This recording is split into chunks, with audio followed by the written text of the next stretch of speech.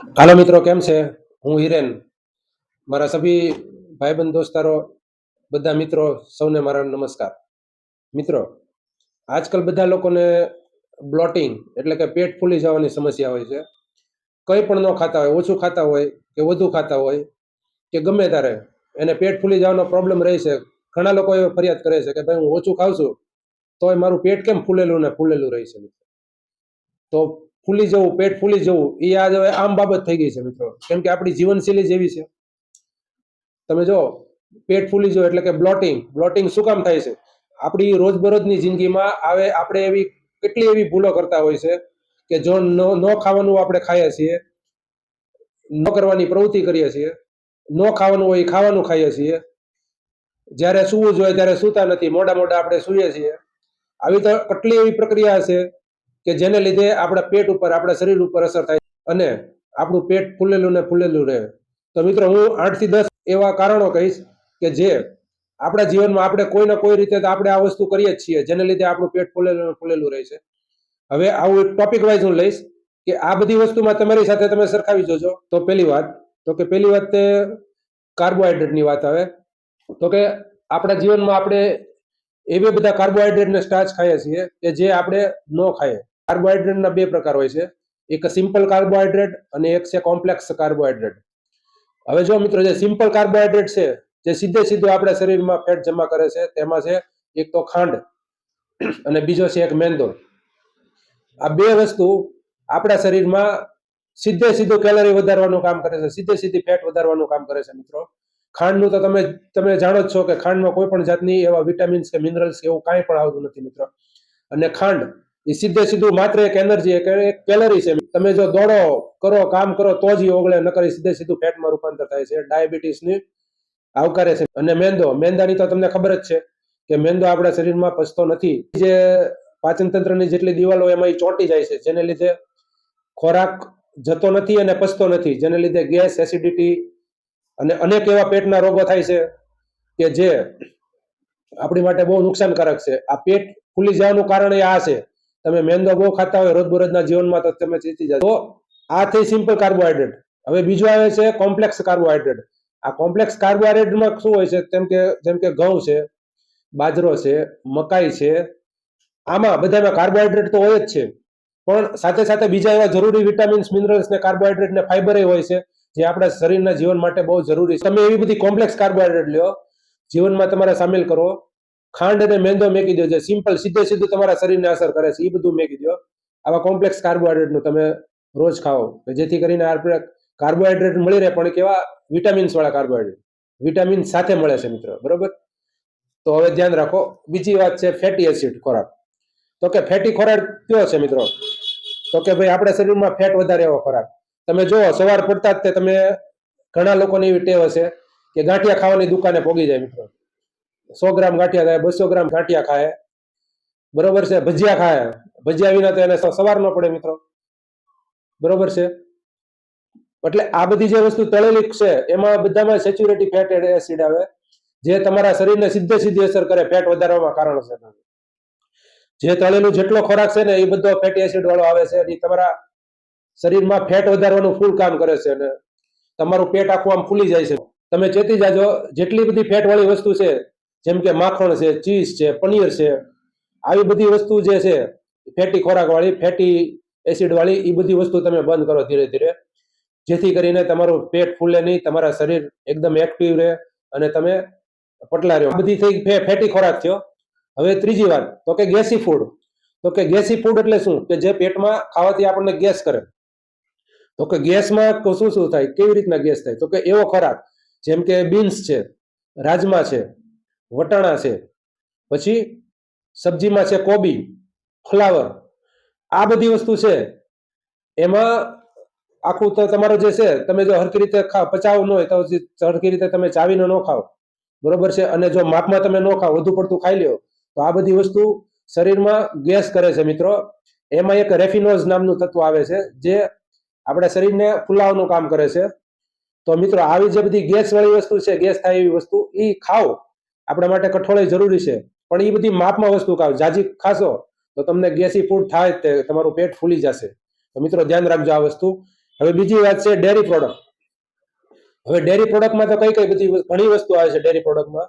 જેમ કે ડેરી પ્રોડક્ટમાંથી જે માવો બને છે, તમારે બધી મીઠાઈઓ બને છે માવાની, બરોબર છે. પછી શ્રીખંડ છે, પછી બાસુદી છે, પછી હરેક પ્રકારની મીઠાઈ, મેસૂબ, પછી ઘારી, પછી હરેક એવી મીઠાઈ છે કે જે દૂધની બનેલી હોય છે, ડેરી પ્રોડક્ટની બનેલી હોય છે. હવે તમે મિત્રો જો દૂધમાં છે એક લેક્ટોસ નામનું તત્વ આવેલું છે, લેક્ટોસ, બરોબર છે. આ લેક્ટોસ શરીરમાં ફેટ વધારવાનું ફૂલ કામ કરે છે, અને આ લેક્ટોસને લીધે શરીરમાં જે ખાવાનું હોય એ પચે નહીં મિત્રો સરખી રીતે.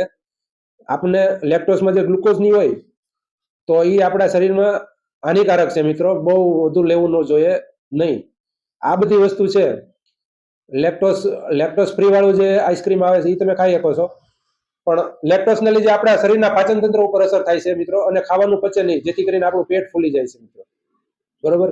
તો બનીએ કે એટલું તમે આ ડેરી પ્રોડક્ટ છે એ ઓછી લ્યો, માપમાં લ્યો, બહુ ફેટ વધારે એવો ન લ્યો મિત્રો, બરોબર. પછી આવે છે કોલ્ડ ડ્રિંક્સ. તો કે કોલ્ડ ડ્રિંક્સની તો વાત જ હું કરવી મિત્રો. એનું એક કોલ્ડ ડ્રિંક્સ તમે અત્યારે બજારમાં કેટલી બધી કોલ્ડ ડ્રિંક્સ મળે છે, ફેન્ટા, પછી થમ્સઅપ. કોલ્ડ ડ્રિંક્સ એક પ્રકારનું એસિડ જ છે. જમીનમાં નાખશો ને તમે તો જમીનમાંથી આખા ફીણ વળવા મળશે. એક પ્રકારનો એસિડ જ છે. હવે આ એસિડ તમે જે પીવો છો, તમારા શરીરમાં નાખો છો, એવું તો કેટલા આપણે એવા કોલ્ડ ડ્રિંક્સ પીએ છે, જેમ કે 7 અપ છે, ફેન્ટા છે, થમ્સઅપ છે, એવી કેટલી જાતના એવા કોલ્ડ ડ્રિંક્સ છે જે એટલા બધા તેજ આવે છે, જે આપણા શરીર માટે ફૂલ નુકસાનકારક છે. અને આ બધા જે કોલ્ડ ડ્રિંક્સ છે ને, એ તમે નહીં જાણતા હો, જે કંપની છે એમાં માત્ર ખાલી 1 થી 2 લીટર ખાલી 5 રૂપિયામાં તૈયાર થાય છે, અને આપણને વેચે છે કેટલામાં, 70 રૂપિયામાં વેચે છે મિત્રો. એની પડતર 5 થી 10 રૂપિયાની આવતી હોય એ લોકોને, અને એ આપણને વેચે છે 70 રૂપિયામાં. હવે તમે જો એમાં કઈ રીતની ક્વોલિટી એ લોકો વાપરતા હશે. આ જે કોલ્ડ ડ્રિંક્સ આવે ને, કે આ ટાઇલ્સ ક્લીનર કહેવાય મિત્રો, બરોબર છે. લાદી તમે એનાથી સાફ કરજો, તરત સાફ થઈ જાય લાદી. આ ટાઇલ્સ ક્લીનર થી વિશેષ નથી આવે જેટલા તમે કોલ્ડ ડ્રિંક્સ પીવો છો ને, એ તમારા જે શરીરમાં જ્યાં જાય છે ને, તો ટાઇલ્સ ક્લીનર ની તો વાત બાજુ પર રહે, આપણા જે સોફ્ટ કોષ હોય છે અંદર શરીરની અંદર, એ આખા બાળી નાખે છે. તો ધ્યાન રાખો, આપણા શરીરમાં જે એસિડ હોય ને, એસિડ એ આપણા નોર્મલ ટીસ્યુ હોય, જે હારા ટીસ્યુ હોય, એને તે આખું ભેદી નાખે છે, એને આખું ખોટા પાડી દે છે, અને આપણી શરીરની દિવાલોને ફૂલ નુકસાન કરે છે આ એક રીતનો એસિડ. અને બીજું વસ્તુ, આ જે કોલ્ડ ડ્રિંક્સ પીવો એને લીધે આપણા પેટમાં કાર્બન ડાયોક્સાઇડ ઉત્પન્ન થાય છે મિત્રો, જેને લીધે આપણા શરીર મોટા ભાગે ફૂલેલા જ રહે છે. એને લીધે કોઈ આપણું પેટ હરખું થતું નથી મિત્રો. આપણે એ માટે પીતા હોય ને કે જમ્યા પછી કે આપણને પચી જાય, પચતું નથી મિત્રો. પચવાની જગ્યાએ જે આપણને નુકસાન થાય છે ને આપણા શરીરને, એ ફૂલ હોય છે મિત્રો, બરોબર છે. હવે બીજી વાત, તો ધ્યાન રાખો, કોલ્ડ ડ્રિંક્સ બને ત્યાં સુધી ટાળો મિત્રો. એમાં કોઈ પણ રીતના કોઈ એવા વિટામિન્સ નથી, મિનરલ્સ નથી હોતા, કાંઈ નથી હોતું.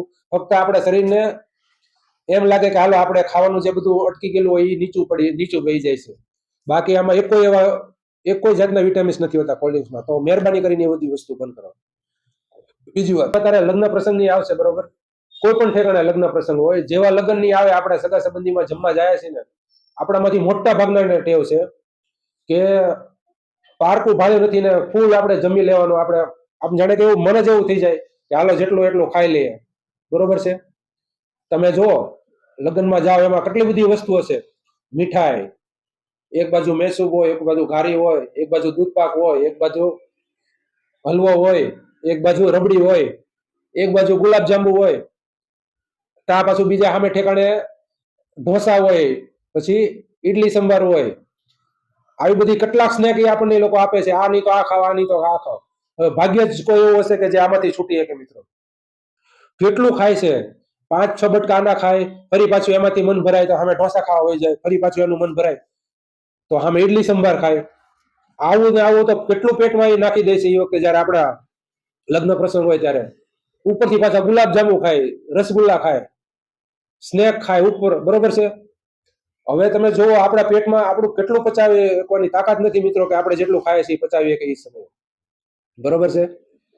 પછી શું થાય છે, જેવા આપણે જમીને આવીએ ને, એવું શું થાય છે, પેટમાં આફરો ચડે છે મિત્રો. હવે નાના છોકરાને તો પચે જ નહીં. મને મમ્મીને એમ કહે છે કે મમ્મી મને કાંઈક કર, મને કાંઈક થાય છે, મને કાંઈક થાય છે. અને આપણે મોટા લોકો એમ સમજે સારું આ ખોટું ખવાઈ ગયું, આપણે વધુ ખવાઈ ગયું, હવે કાંઈક આનું ન ખાધું હોત તો સારું હતું, બરોબર. આપણી વાઈફ આપણને એમ કહેવા માંડે કે જાઓ તમે ભાઈ સોડા લઈ આવો, બરોબર છે. હવે સોડા એક તો એટલું બધું ખાધેલું હોય, એમાં પાછું સોડાનું ફરમાન છૂટે, થમ્સઅપ લઈ આવો, આ લઈ આવો, બરોબર. હવે એ એટલું બધું ખાધું છે, એમાં પાછી થમ્સઅપ પેટમાં ઉપર, બરોબર છે. તમે જોવો મિત્રો, તમે લાદીમાં જેવા બહારથી જમવા આવીને આવ્યા નથી, સીધા આપણે લાદીમાં પડ્યા નથી, આળોટવા માંડીએ, આપણે આફરો ચડે, આપણે પચતું નથી, બરોબર છે. આ બધી વસ્તુ હકીકત છે. જમીન આવે ને ત્યારે તમને એમ થાય કે આ બધી વસ્તુ નો જાજી ખાધી હોત ને તો સારું હતું, બરોબર. તો મિત્રો કહેવત છે ને, પાનું પારકું છે પણ આપણું પેટ પારકું નથી મિત્રો, બરોબર છે. તમને એમ લાગે ને કે હાલો ચાંદલો તો દેવાનો છે ને, ખાઈ લઈએ, ખાવામાં શું વાંધો છે, પણ તમે ચાંદલાનું જો જોતા હોય ને તો ચાંદલો તમે તો કરી જ લેશો, પણ પછી જે એનો ફેરફાર થાય છે ને, પછી જે નુકસાન કરે છે એ જોવા જેવી હોય છે એ ત્યારનું, બરોબર. તો ધ્યાન રાખો. હવે આજકાલ તો બજારમાં 150 રૂપિયામાં અનલિમિટેડ ખાવાનું નીકળે છે મિત્રો, બરોબર. તમને એમ થાય 150માં તો સારું જ છે ને, ઘણા લોકો 100 રૂપિયામાં અનલિમિટેડ ખાવાનું આપે છે મિત્રો, બરોબર. હવે આ 100 રૂપિયા વસૂલ કરવા, આ 150 રૂપિયા વસૂલ કરવા, મોટા ભાગના લોકો આ પૈસા વસૂલ કરવા જાય છે કે બધી વસ્તુ ખાવા જાય છે એ કઈ ખબર નથી પડતી મિત્રો. તમે જો આ લોકો જે કંપની છે રેસ્ટોરન્ટ વાળી સારી રીતે જાણે છે, અનલિમિટેડ લખશું, વધીને આદમી 100 રૂપિયાનો ખાતો હોય તો, બરોબર છે.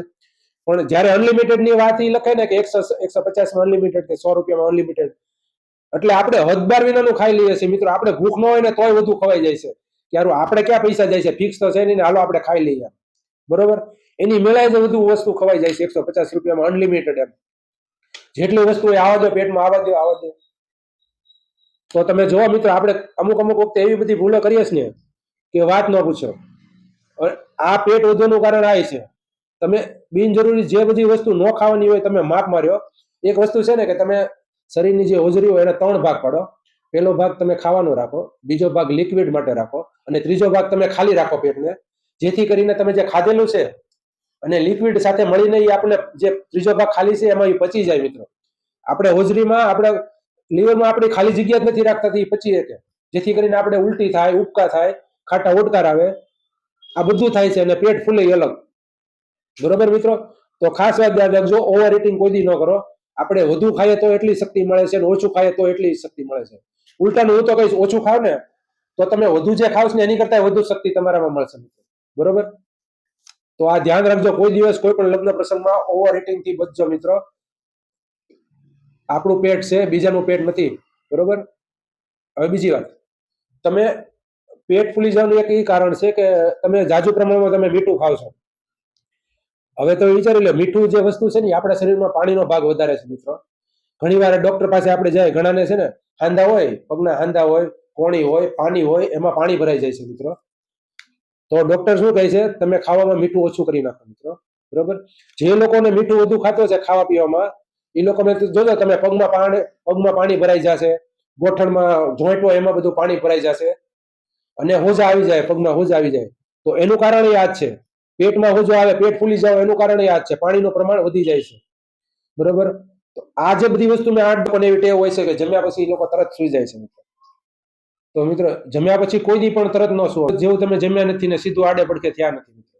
થોડુંક તો હાલો, તમે થોડુંક તમે જમીને 4-5 મિનિટ હાલો, 100 ડગલા ચાલો મિત્રો. તમે એવા એક બે એવા અમુક આસનો કરો છે, વજ્રાસન છે અમુક. ઈ વજ્રાસન કરવાથી છે ને આપણું શરીરના જે ખાવાનું હોય એ તરત નીચું બેસી જાય.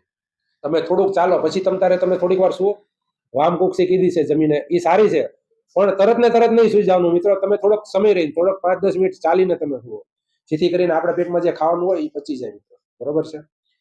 અને આ પેટ વધવા માટેનું આ કારણ છે કે તમે જમીન તરત સુઈ જાવ છો ને, એ ખાવામાં જે ગેસ ઉત્પન્ન થાય છે ને, હરખું પચતું નથી ને, એને લીધે આપણું પેટ ફૂલેલું ફૂલેલું રહે. તો બરોબર, તરત ન જમો, તરત સુઈ ન જાવ તમે જમીને, બરોબર છે. 8-10 વસ્તુ કીધી, એ તમે ખાસ ધ્યાન રાખજો કે આવી બધી વસ્તુ ન થાય. તેને લીધે આપણું જે શરીર ફૂલેલું ને ફૂલેલું જ રહેશે. જો થોડુંક પણ ખાવામાં ધ્યાન રાખવામાં આવે, થોડુંક ભૂખ્યા રહેવામાં આવે, ને થોડુંક પણ તમે કસરત કરવામાં જો તમે ધ્યાન આપો ને, તો આ બધી વસ્તુ થાય નહીં, બરોબર મિત્રો. તો આ વિડીયો તમે શીખજો. આ સાથે હું હિરેન, આ વિડીયો તમને ગમે તો લાઈક કરજો, શેર કરજો, સબસ્ક્રાઇબ કરજો મિત્રો. તમે લાઈક કોઈ કરતું નથી મિત્રો, સબસ્ક્રાઇબ તો કરો, જેથી કરીને મને મોટિવેશન મળી રહે મારા વિડીયોમાં, જેથી કરીને હું જે વસ્તુ સાચી છે હું તમારી સમક્ષ લાવી શકું. મને આનંદ થાય કે હું આ સાચી વસ્તુ કહીશ તો લોકોને સાચી ટેવ પડશે. તો મિત્રો આ સાથે હું હિરેન, જય હિન્દ, જય ભારત.